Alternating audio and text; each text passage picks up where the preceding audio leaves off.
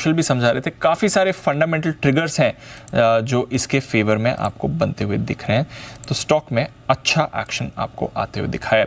एक और स्टॉक जिसमें आज अच्छा एक्शन आते हुए दिखा है पीएनबी हाउसिंग फाइनेंस। आपको याद होगा सुबह पालिया साहब भी हमारे साथ शो में जुड़े हुए थे एसवीएल मिड कैप्स के लिए, उन्होंने लॉन्ग टर्म के लिए यहाँ पर रिकमेंडेशन दी थी। तब स्टॉक में करीब 10-12% की मूव आ रही थी, 716 के लेवल के आसपास था। वहां से देखिए सर्किट लेवल पर अब आपको ये आने की तैयारी में 20% का सर्किट लगने वाला है। तो पालिया साहब की तो आज जो सुबह की रिकमेंडेशन थी वहां से भी ऑलरेडी एक बड़ी मूव आ रही है। इससे पहले कि सर्किट लगे जरा एक बार समझ लेते हैं क्या चल रहा है पीएनबी हाउसिंग में। वरुण जरा बताइए, एक ही दिन में ऑलमोस्ट 20% की मूव, ऐसा क्या बाजार दिख रहा है इस काउंटर में? जी, एक तो पहले तो ये ट्रेडर्स फेवरेट काउंटर है और जब जब बाजार में तेजी आती है तो आप देखते हैं पीएनबी हाउसिंग जैसे स्टॉक्स जो है उनमें इस तरह की तेजी रहती है और आज वो दिन है शायद जहां पे आप देख रहे हैं कि मार्केट की तेजी में पार्टिसिपेट कर रहा है। दूसरा, इस कंपनी को दरअसल रेटिंग एजेंसीज ने अपग्रेड किया है।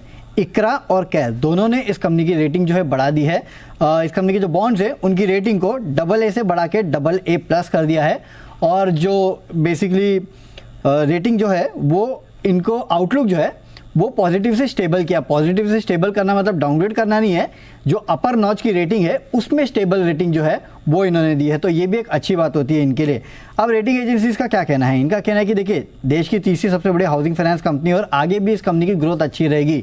कुछ फैक्टर्स है जिसको हाईलाइट कर रहे हैं। सबसे पहले तो एनपीएस जो कि इस कंपनी ने काफ़ी अच्छे तरीके से कंट्रोल किए हैं। एक समय पर 8% के आसपास थे, उसके बाद राइट ऑफ्स लेके या फिर ARCs को बेच के इन्होंने अपने एनपीएस जो है वो कंट्रोल कर लिया और अब 1.7% के आसपास जो है इनके एनपीएस आ गए हैं।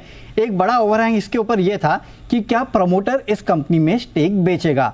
तो कहीं ना कहीं प्रमोटर की तरफ से कमिटमेंट आया है कि इस कंपनी में स्टेक वो नहीं बेचने वाले हैं और जो 28% के आसपास का स्टेक है उसको ये कायम रखेंगे। अब देखिए एक बात और हुई है, 28 तारीख को आफ्टर मार्केट्स पीएनबी की तरफ से एक डिस्क्लोजर आया कि वो करीब 10,000 करोड़ रुपए जो है वो जुटाने वाले हैं, बॉन्ड्स के जरिए जुटाएंगे और कहीं ना कहीं अपने फाइनेंशियल जो है उसको ठीक करने के लिए जुटाने वाले हैं।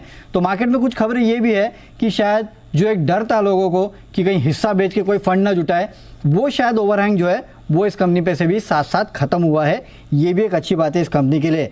एफोर्डेबल हाउसिंग सेगमेंट यहाँ पे लगातार ग्रोथ हो रही है जो कि इस कंपनी की ग्रोथ को सपोर्ट करेगी। और जो रिपोर्ट्स में पढ़ रहा था रेटिंग एजेंसीज की, वो ये भी हाईलाइट कर रही थी कि इस कंपनी के पास पर्याप्त पूंजी है कि अपने आगे के ग्रोथ को सस्टेन कर सके। तो ये कुछ कमेंट्री है जो कि इक्रा और कैर के तरफ से आई है, रेटिंग बढ़ाई है, आउटलुक अच्छा किया है और शायद इसके लिए भी स्टॉक में आज अच्छी तेजी है।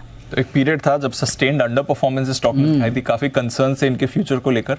अब सारी चीजें टर्न अराउंड होकर इनके फेवर में आ गई, सब टर्न अराउंड हो रहा है, फेवर में आ रहा है और क्या। और मतलब लगातार कुछ ना कुछ इसको लेके खबर आती रहती कि ये हिस्सा बेचेगा वो हिस्सा बेचेगा। तो रेटिंग एजेंसीज यही हाईलाइट करो, दोनों की रिपोर्ट में पढ़ रहा था दीप, उसमें ये हाईलाइट जरूर उन्होंने किया है कि पेरेंट हिस्सा नहीं बेचेगा, पेरेंट हिस्सा नहीं बेचेगा। चलिए, ये आपके लिए पीएनबी हाउसिंग एनबीएफसी स्पेस में जबरदस्त एक्शन इसमें है। सुबह पालिया साहब ने भी रेकमेंड किया था, स्टॉक में भी बड़ी तेजी आ रही है।